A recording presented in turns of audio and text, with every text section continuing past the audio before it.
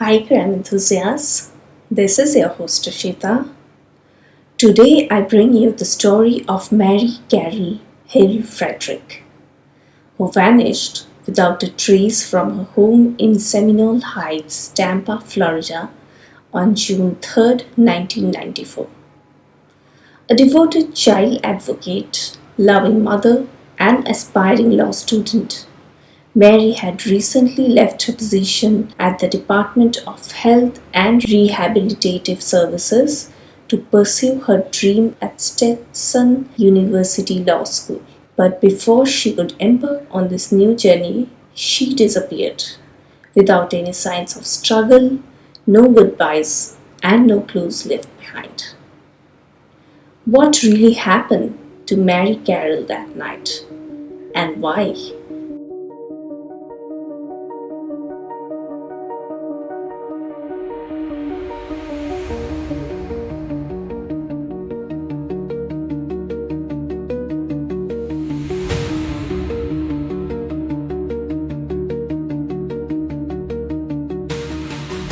Mary Carol Hill Frederick had everything to live for: a devoted mother, a passionate advocate for children, and a woman on the cusp of fulfilling a lifelong dream.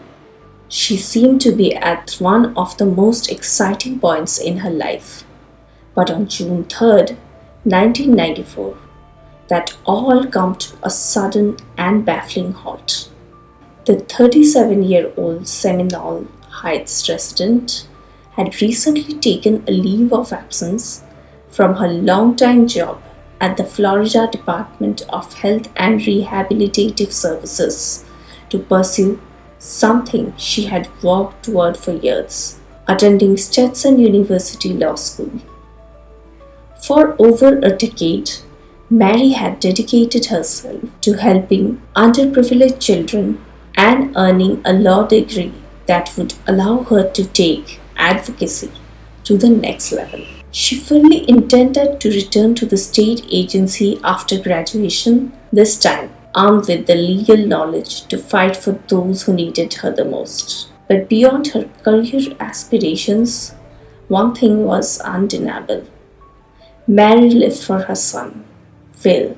At just 6 years old, he was the light of her life. No matter how demanding her schedule was, she made sure he came first. Those closest to her insist that she would never have willingly left him behind. She could have walked away from a job, maybe even from school, but not from her son, said her husband of 10 years, Ken Frederick. To him and Mary's life, the idea that she left of her own free will was unthinkable. Her sister, Diana McCumber, was even more firm. She didn't walk away. She had too much going for her. So, what happened? That weekend in early June 1994, something felt wrong. An unsettling silence that Mary Carol Hill Frederick's family couldn't shake. It started as a subtle unease, the kind you try to dismiss, telling yourself that there's a reasonable explanation. But by Monday, that feeling had turned into full-blown panic. Mary's sister, Diana McCumber, had tried calling her early Saturday morning. It was their routine, something consistent, unshakable. No matter how busy life got, they always made time for their weekly call. But this time, there was no answer. At first, Diana assumed Mary was just running errands or enjoying a quiet morning. Maybe she had gone for a walk or was buried in her law school studies. Then Sunday came and the silence remained. When her parents called, the phone just rang and rang. No answer. Meanwhile, Ken Frederick, Mary's husband of 10 years, was away on a camping trip with their 6-year-old son, Will. Sources conflict on whether they were really in Colorado or New Mexico, but one thing was clear: Mary had stayed behind this time, an unusual break from their usual family vacations out west. Ken had also tried calling home over the weekend, but like Diana, he was met with nothing but an unanswered phone. Little Will, missing his mother and wondering why she hadn't come along, left a message on the answering machine. His small voice, filled with the kind of innocent longing only a child can have, asked his mom to call back, but she never did. By Monday, all the small warning signs, the unanswered calls, the missed messages, had snowballed into something undeniable. Mary was supposed to be at Stetson University School, law school that morning, but she never showed up. For Diana, that was the breaking point. She wouldn't skip high school, let alone law school. Knowing that something was terribly wrong, she contacted the Tampa police and asked them to check on her sister. When officers arrived at Mary's Seminole Heights home, they found nothing overtly alarming. Yet, something wasn't right. Her burgundy Subaru station wagon was parked out front, exactly where it should be. The house was locked. There was no sign of forced entry, no obvious struggle, no shattered glass, no overturned furniture. But inside, the eerie stillness was undeniable. Mary's law books were spread out on the dining table, open, as if she had been in the middle of studying. The outside light was on, casting a glow over the front porch. It was as if she had stepped out for a moment, except she hadn't come back. And then there were the missing items. Two things were notably absent from the house: Mary's purse and a small handgun she kept for protection. Everything else appeared untouched. There was no hastily packed suitcase, no left behind note, no sign that she had planned to live. The last confirmed sighting of Mary had been on the night of June 3rd around 9:30 p.m. A neighbor reported her seeing standing outside her home. She hadn't seemed distressed or in any kind of hurt, just standing there as if lost in thought. That was the last time anyone saw her. After being reported missing, investigators combed through every possible lead. They checked her financial records, monitored her credit cards and bank accounts, hoping for any sign of movement. But nothing. Not a single transaction, no ATM withdrawals, and no purchases. It was as if she had simply ceased to exist. Foul play was suspected almost immediately. There was no logical explanation for why Mary, a woman deeply devoted to her young son and committed to her education, would suddenly walk away. She had waited years to attend law school, finally taking a leave of absence from her job at the Department of Health and Rehabilitative Services to pursue her lifelong dream. She had built her life around helping underprivileged children, and she had every intention of returning to work once she earned her law degree. She had too much to live for. As investigators re-interviewed family and friends, they searched for cracks, for any detail that might have been overlooked. But the truth remained elusive. There was no known enemies, no history of erratic behavior, no secret life lurking beneath the surface. And yet, she was gone. Months passed, then years. The case grew colder with each passing day. Her family, though, never gave. Diana and her other sisters held on to hope, clinging to the belief that somewhere, somehow, answers would come.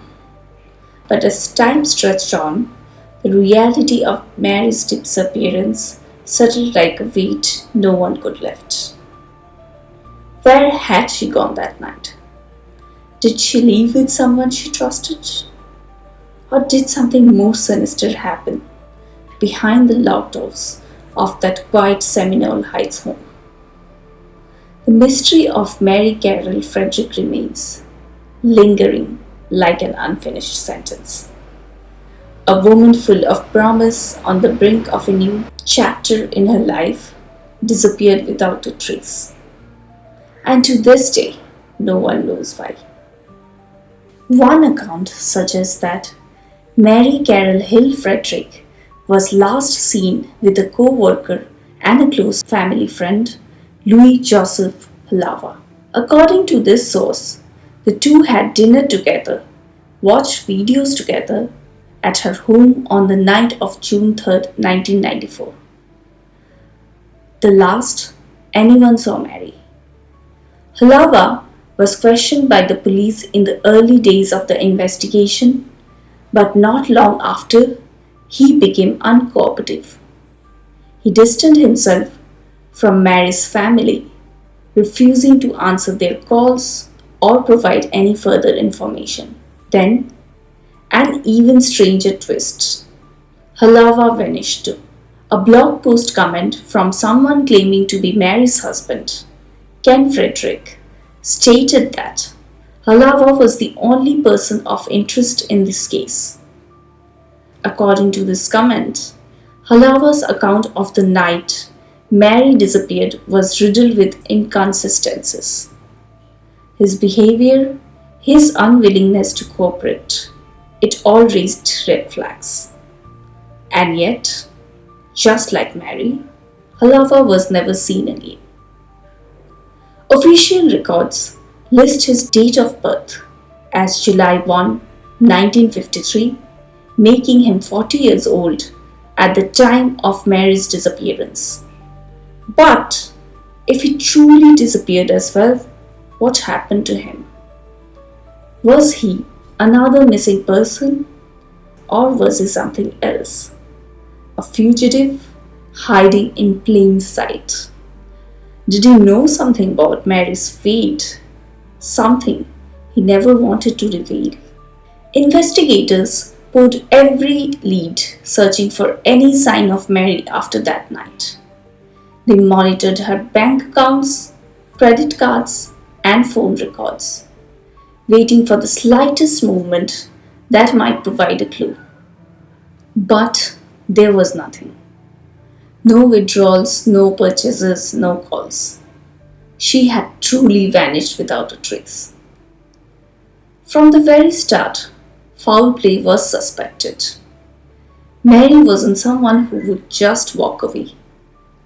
She was deeply devoted to her 6-year-old son Will. Investigators re-interviewed her family and friends, hoping to find some overlooked clue, a hidden detail that had slipped through the cracks. But there were no secrets in Mary's life, no warning signs that she had been in danger. There was no messy breakup, no financial struggles, no enemies lurking in the shadows. And yet, she was gone. Now, I have some questions and theories about this case. Where did she actually go after that final confirmed sighting? If she had left her home, did she go voluntarily or was she forced? Did she leave with Halava, since he was the last person to see her? It's possible that they left together. But if so, where did they go? And why has neither of them been seen again? Did something happen inside the house? If she never left voluntarily, then something could have happened that night. Something that led to foul play. Was there another person involved? Could someone else have arrived after Lava had left? If he did, or was he directly responsible? What if that night, June 3rd, 1994, was supposed to be nothing more than a casual evening between two friends, Mary and Louis Halava, sharing dinner, watching movies, a quiet nighting?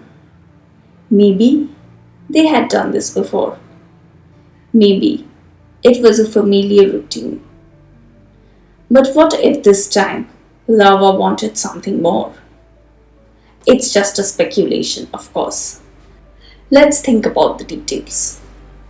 Nothing else was stolen, this wasn't a robbery, her bank accounts were untouched. No sign that she had left her on her own.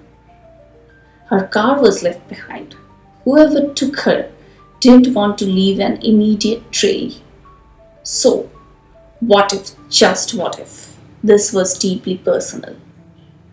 If Halava or someone else close to her had a moment of rage and desperation, it's possible a confrontation escalated.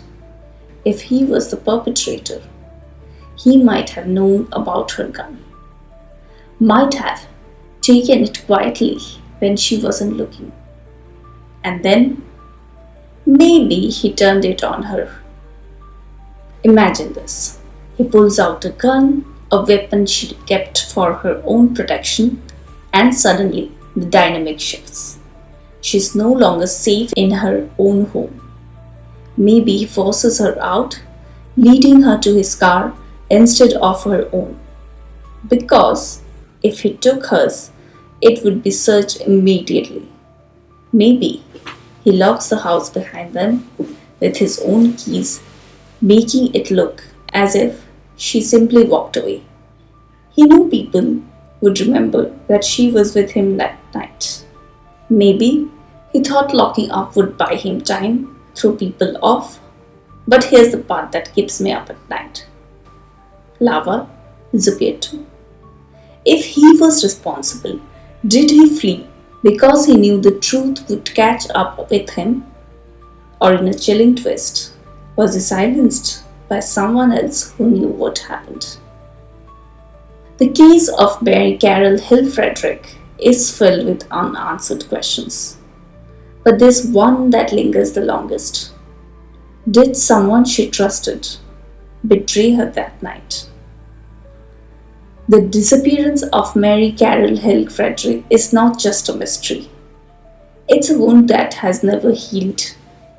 Every summer, one of her former loud classmates find themselves thinking of her, wishing she could be found.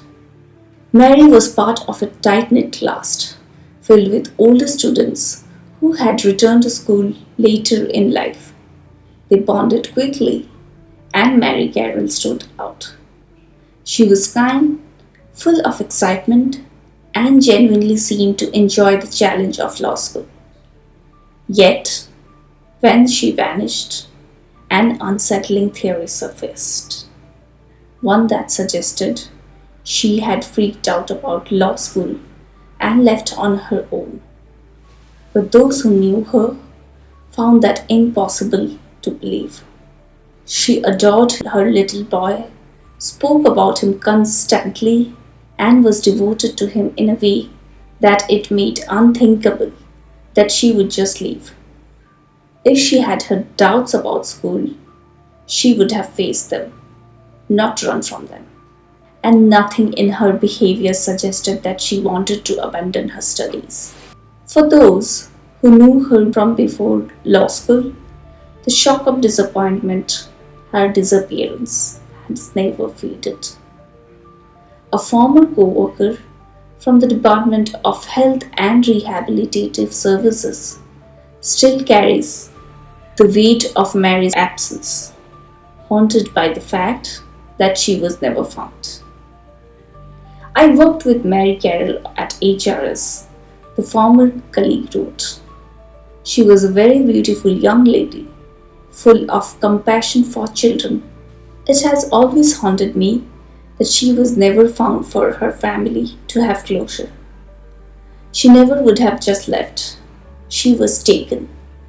A woman whose niece interned at his school recalled how he spoke of Mary as though she would walk through the door any moment. When mommy comes home, we are going on vacation. But she never came home. Mary's kindness and devotion extended far beyond her family and friends. One of the most emotional recollections comes from someone she worked with as a caseworker for HRs in the 1980s. She was one of my favorites. She always took the time to come see me and make sure things were going good for me in my foster homes. This person, who was known as Helen Michel, still searches Mary's name, hoping for answers. And even after all these years, she wrote, did they ever find her or find out what happened? The years have slipped by, one after another, and with them, the hope of easy answers has faded. What was once an urgent, active investigation has since been pushed into a growing pile of old cases.